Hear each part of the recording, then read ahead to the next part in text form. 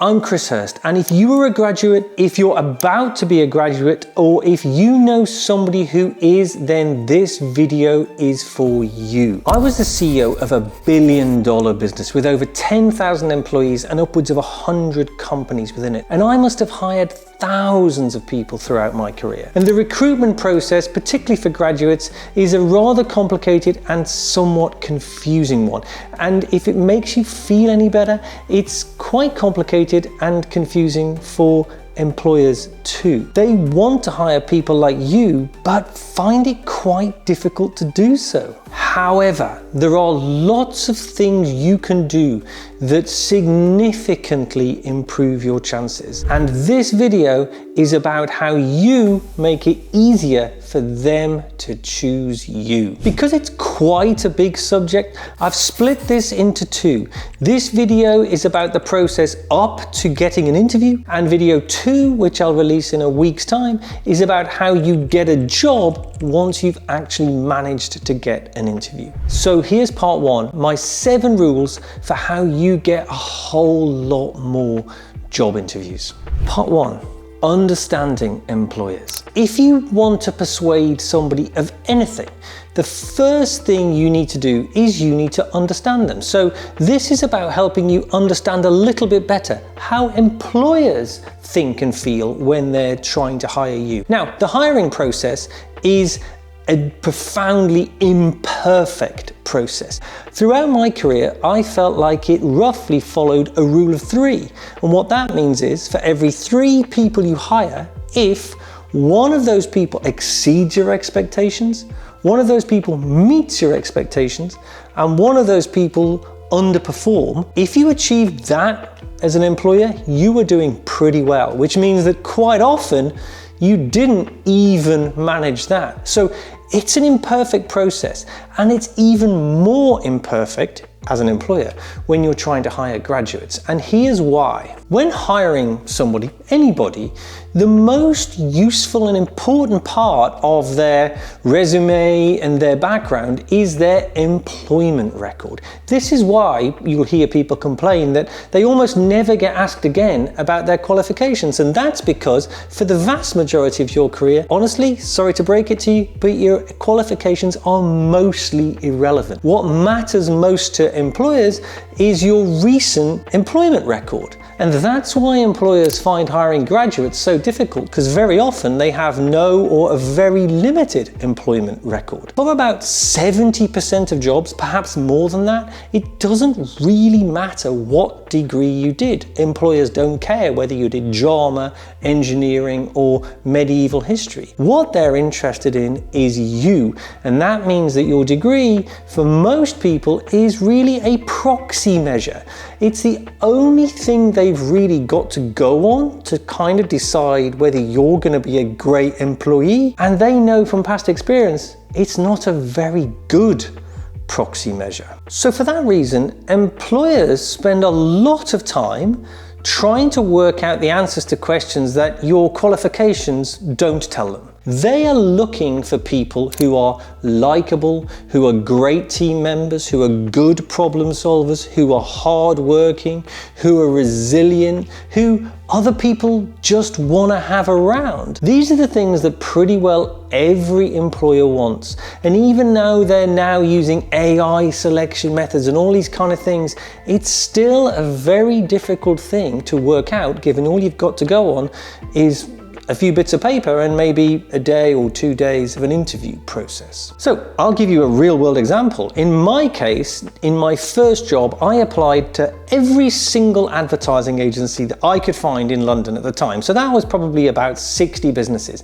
At the end of that process, I got 1 job offer. And on the first day, I turned up and there were 3 of us who'd been offered a job, all of whom had gone through a similar process, applied for lots and lots and lots of jobs, and finally, after a long and torturous process, got offered one. 3 of us started on that first day, but only 2 of us turned up. We never found out what had happened to this person. They never said why they weren't coming. They never turned the job down. They accepted it and never turned up. This sort of thing happens quite frequently. And so this is why employers have learned from hard experience that that process of hiring graduates is somewhat hit and miss. This may not be easy listening for you, but it helps you understand their mindset. Number 2, work experience and work placements. So even though it may not feel like it, employers really do want to hire people just like you. The problem is they have a lot of difficulty deciding who are people like you. And this is one of the reasons why work experience and work placement schemes are so valuable, particularly these days. And that's because employers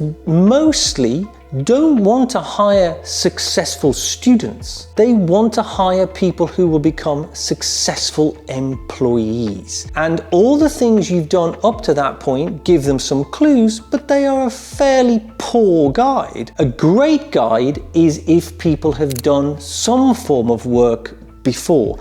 And it doesn't matter too much what that work is. So if you can get a period of work experience, whether it be through your summer vacation or a 3-month, 6-month, even 12-month period of work experience baked into your degree or after it or before it, it is absolutely invaluable. And I firmly believe it is becoming more valuable than it ever was. Because one of the consequences of more people doing degrees, and it's a great thing that more people are, but if you're an employer, it just makes it harder to choose. So finding people who've got concrete work experience really makes a difference. So I would urge you, if you're in a position to be able to do that right now, if you're still in the middle of your degree, take that opportunity. Now, it also doesn't matter too much what that work experience is. Obviously, if you are able to get work experience in a field that you ultimately want to go and work in, that's all the better. But many people, A, aren't able to do that, or B, they aren't sure what field they do want to go and work in. And what employers are looking for is not specific skills. What they're looking for are the general skills that people need to have to succeed at work. And they're the skills I talked about before. They're likability, problem solving, able to just turn up and do the job, being hardworking, good members of a team. These are the things that are valuable in every job, everywhere, no matter what you want to do. And work experience just gives an employer some concrete examples. Now, the most important part of work experience is making sure you get a really good reference from that employer. So whoever that employer is, make sure you get a good written reference. And obvious to say it, don't lose it. Number 3, it's a numbers game. You know this already, but it really is. You're almost certainly going to have to apply to many places before you finally get offered a job. It's unfortunately just how it is, and it's pretty well always been the case. The one thing I would say, however, is a mistake that many people make, which they know it's a numbers game, so they take a cut and paste approach. They pretty well make the same application to everybody. That is not going to work. What you have to do is you have to make each application as directly relevant to that employer as you possibly can. So simply sending out blanket applications to 10, 20, 100 employers, all of which are the same, is unlikely to be a successful approach as sending out more targeted applications. So you need to be focused and ensure that you are sending the best possible application you can to every job you apply for. And if that means applying for fewer jobs, that is going to be more successful in the long run. Before we get to section 4, resumes, I would just like to say thanks very much for watching this video, and remember to hit like and subscribe if you want to see tons more career-changing content. Right, on to number 4.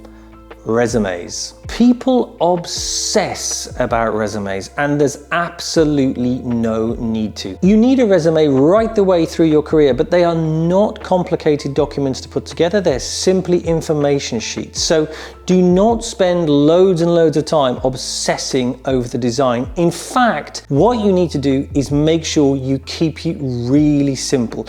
Don't use pictures, don't use lots of different colors, don't use lots of different fonts. Just choose a really simple simple, straightforward template. There's loads on Word, on Pages, you can Google and find them. Choose one of those and use that.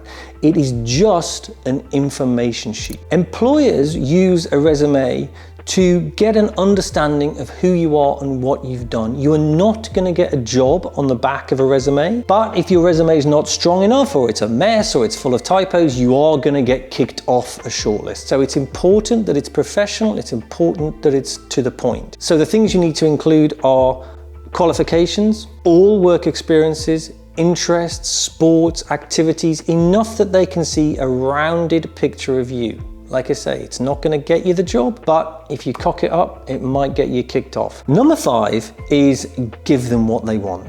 It's the secret to all selling. Give the customer what they want. And the employer has almost certainly told you what they want. It's in the job description. That'll be on the website, or it'll be in any information packs you've received. And this is why the cut and paste approach doesn't work. You need to take as much information from that job description as you possibly can and play it back to them.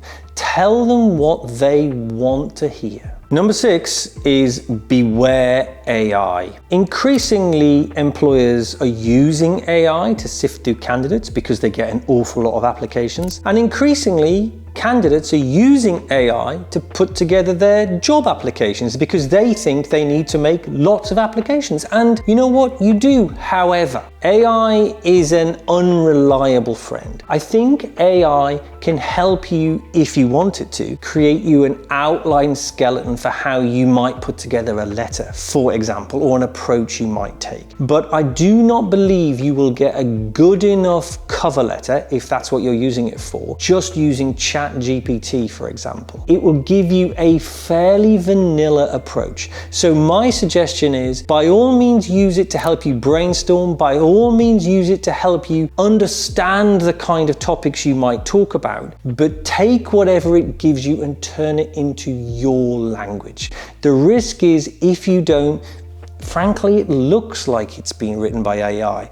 And if it looks like it's being written by AI, you're going to get kicked out. So again, there's not going to be hundreds of high quality applications, and you want to be one of them. And at the moment, AI is unlikely to get you there on its own. Number 7 is getting feedback. If you get accepted at the end of this stage for an interview, remember to send them a really short, simple, polite email saying, "Thank you very much, super excited, can't wait for what's next," something like that. However, if you get rejected, you also should send them a nice, polite email. And you should also make sure that you ask them for feedback. Getting rejected is shitty, but it happens to us all. It certainly happened to me many, many times. And one of the secrets to a successful career, whatever career you choose, is that you can take the rejection, get back on your feet and keep going, and use that rejection to at least learn a little something. So a really simple letter you might write to them might go like this. "Dear Sir, Madam,"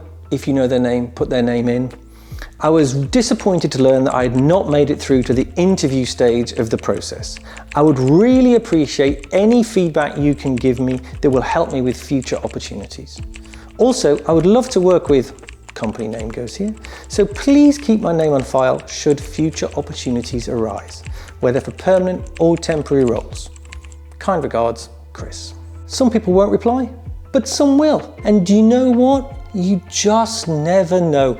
I've been involved in processes where somebody who's been rejected at some early stage has ended up working their way back in and being one of the best people we ever hired. So it's worth it for more than one reason. So that's it for part 1. I hope that was useful, and I really hope that helps you get a whole lot more interviews. If it has been, please hit like, please hit subscribe, and look out for part 2, which is all about interviews. How you now go to the next stage and actually convert all this hard work into a job.